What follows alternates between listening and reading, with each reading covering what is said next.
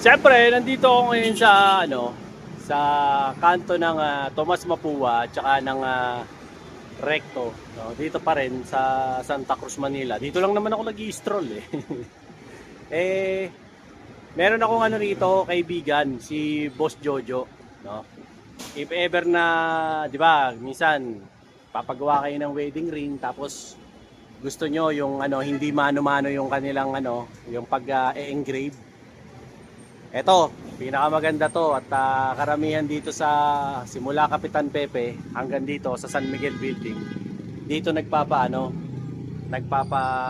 wedding ring na engraving, ayan, laser engraving para sa mga bracelet tsaka mga pendant.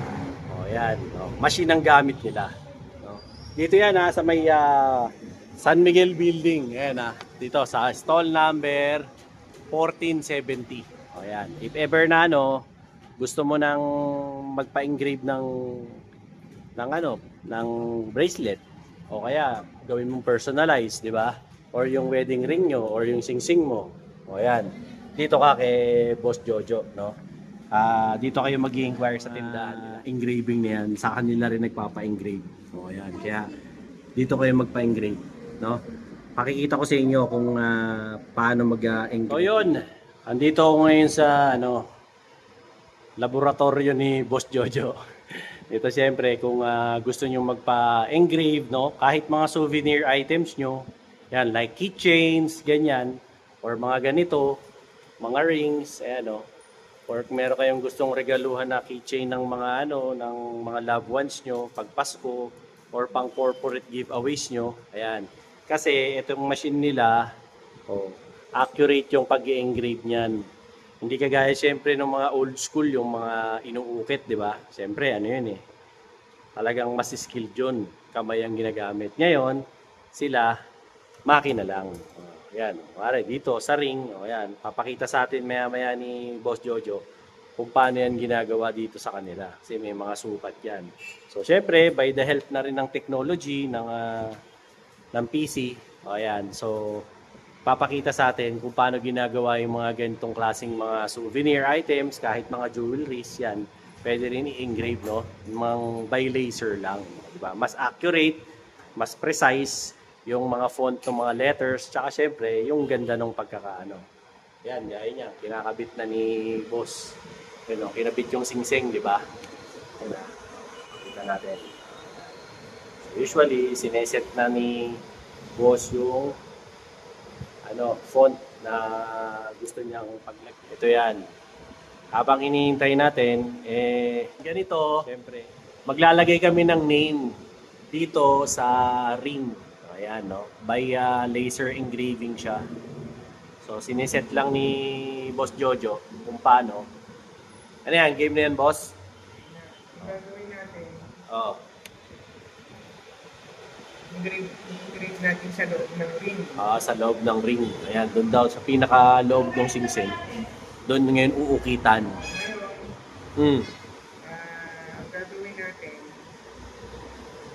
titignan natin kung ano magiging itsura nito. Ang naka-gitna ba ito? Yung font na yan. Ito yung dimension ng Yung pinaka... ring. Yan dalawang margin na yan. Yan Height ng ring yan. Ito yung height. Ito yung width. circumference. Yan. So sa loob, yan, dapat Yan ang kailangan magkasya dapat yung pangalan ko. Ngayon, titignan natin, hanapin natin yung letter grade sa makita. Ayan. Kaya sisimulan na ni Boss. Ayan, mag-start na. Kung makikita sa camera, nandiyan yung letter grade dapat. Sukat na natin yan. Ayan. Sinukat na ni Boss yan. So kung makikita sa camera ngayon, ayan na.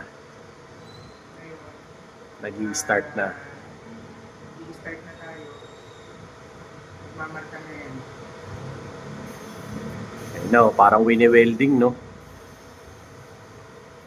Yan pala ang laser. Ayan na, Yan po ang laser engraving. Ngayon, kita pa. Nakita naman nung inano siya. Ayan, G. Ayan, kita-kita siya. Pero pwede natin ulitin pagka gusto nila mas malalim. Pero malalim na yan, pero pwede naman ulitin. Kasi kaya nyo masulit. Ito ba, boss, pagka kunwari sa gold, nababawasan din yung weight ng gold nito? Hindi. Ah, hindi. Hindi kagaya dun sa pinupukpok, no? Oo. Yung ini-engrave talaga ng mano-mano. Ito, hindi nababawasan yung, kung kunwari, gagawin sa gold, hindi nababawasan yung grams ng gold. Yan. Pwede rin yan sa labas. Ah, pwede rin sa labas, pwede sa loob. Depende na po sa inyo kung anong gusto niyo. Kasi ito, mura lang to. Ano ba yan, boss? Parang Parang brass, stainless. O, yan. Parang stainless lang to kasi sample lang po. kung halimbawa, Gusto niyo may for mga gusto ng mga souvenir. giveaways. Giveaways. Mga corporate giveaways or wedding giveaways. O, yan. Pwede yan.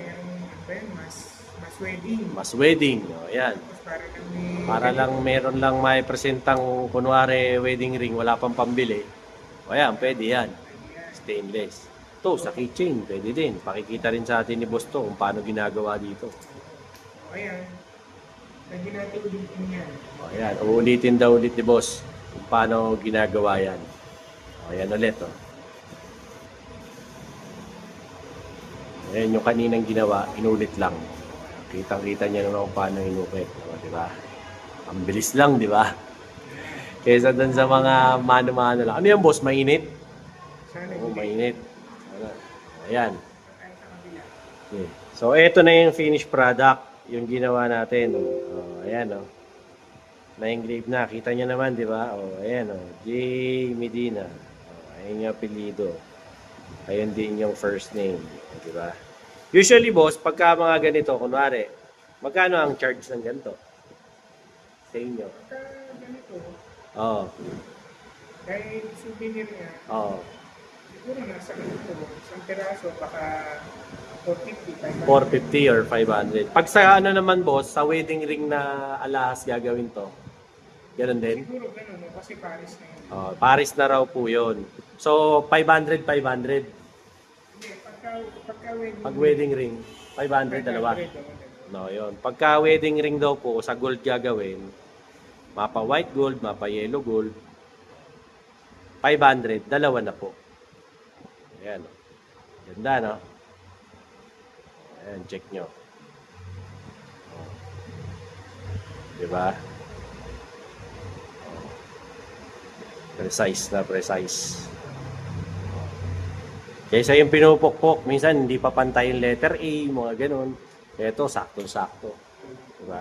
So naman tayo sa kabilang laser printer. Ayan, magpiprint naman kami ngayon sa keychain naman. Ayan na, simulan namin. Okay na. So, in-enter na doon. Dito ngayon, mag-i-start na yan mag-print. Hintayin lang natin in a short while. Bigla na yan. Ayan. Yan. Yan po yung laser engravement. So, kung gusto nyo po pa-personalize ng mga giveaways nyo, corporate giveaways, pwede rin sa jewelries, di ba? Sa mga gold rings nyo, wedding bands, pwede rin sa tumblers, mga ganyan, keychains, gaya nito. Yan, kontakin nyo lang yung number ni Boss Jojo. Iniwan ko naman dyan sa comment section at saka dyan sa description box yung mga details niya para makapagpagawa kayo. Dito lang to sa may San Miguel Building sa may 1470. Recto Avenue, kanto ng Tomas Mapua. Okay, ayun na, ganda na. Pwede nang kunin, boss. Ayan ha. Ingat lang kayo kasi mainit-init pa yan. Ayun na, resulta. Tignan mo naman, di ba? Ang tisig niyan, mga boss, di ba? Ngayon, kung gusto mong baliktaran, pwede naman yan. Pwede mo rin palagyan ng baliktaran. Hindi lang to hindi lang to sa mga brass, sa mga gold, sa mga silver. Pwede rin to sa mga resin. Pwede rin sa mga bronze. Pwede rin sa mga brass. Ayan. So, if ever na gusto nyo magpa-laser engraving dito kay Boss Jojo. Ito, Boss Jo, pagka ganito, magkano ang charge sa ganito? Usually.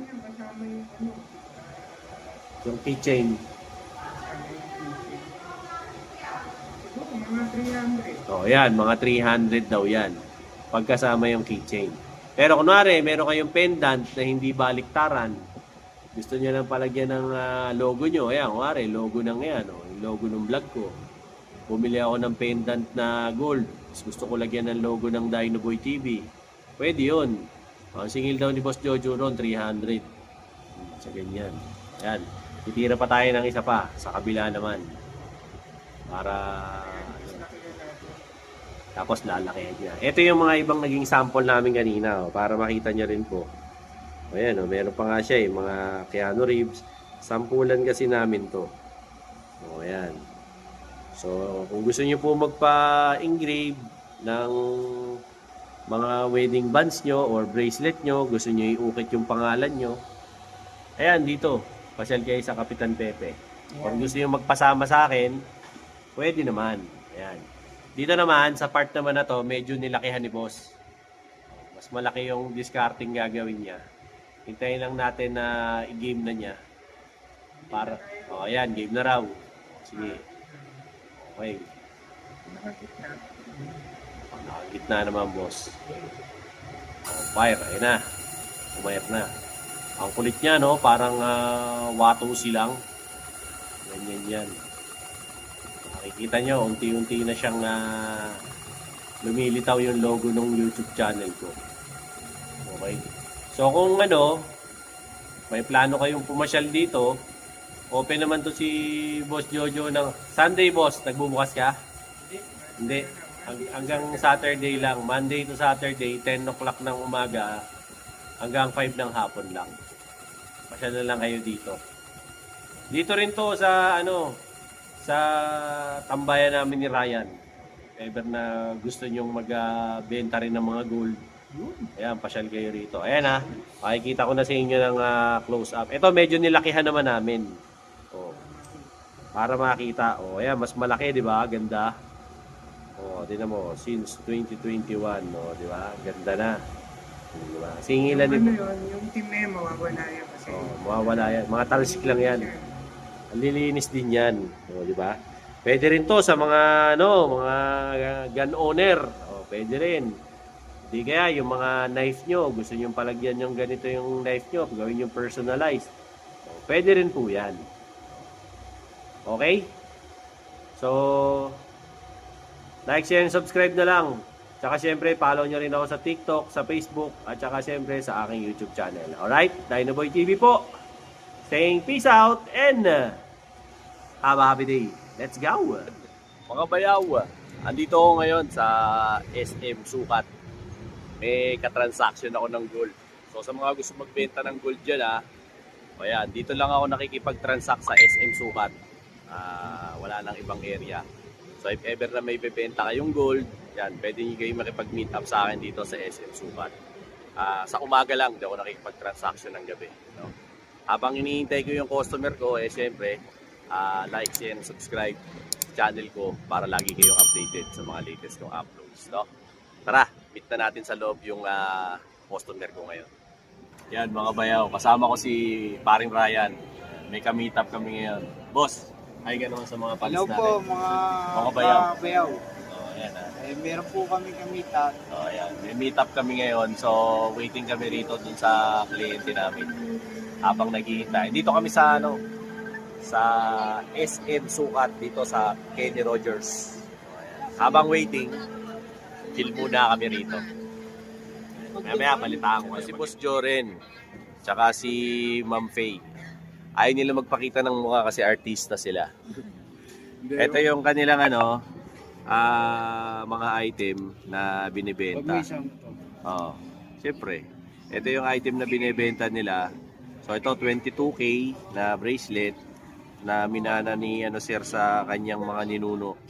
Ito naman scrap po na BCA Tsaka ito putol na necklace na Japan. Actually, bumaba pa nga. Ayan. Pero sa kami ngayon, compute lang namin kung magkano lahat. So if ever na gusto niyo magbenta ng gold, pwede kami mag-meet up dito sa Ayan, kasalukuyan pong nagkakabilangan dito at nagkakapartihan na kay Boss Joren at saka kay Ma'am Faye. Balato naman dyan. Ayan. Ayan. Kasalukuyan po kami nagkakabentahan na rito at nagkakaabutan. Tumubo na. Ayan, tumubo na. Boss, may tanong lang ako. Legit ba si Bayaw? Legit ba na, Legit. ano? Legit na wala. Nung una, dami ko nakausap, nakakatakot eh. Pero Oo. si Sir, pinagbigyan niya ako na mag-meet up dito. Mare-recommend Para mo sa ba safety. kami? Oo naman. Ayan ah. Tsaka mas mataas siya compare sa iba. Transaction natin. Hindi po, Oh. fast transaction. Ayan. Kumusta naman ang rate namin, ma'am? All good. Ayos. Ayan. Mare-recommend mo ba kami sa ibang mga ano, ma'am? O iba, maraming salamat ah. Ayun po, tapos na yung transaction namin. Susunod na transaction naman po sa ano naman po kami, McDonald's sa may recto. Kita-kita po tayo ulit. Maraming po salamat sa mga sumusubaybay. Like, share, and subscribe. Dino Boy TV at syempre Kuya Ryan para lagi kang updated sa mga latest namin mga transaction. Let's go!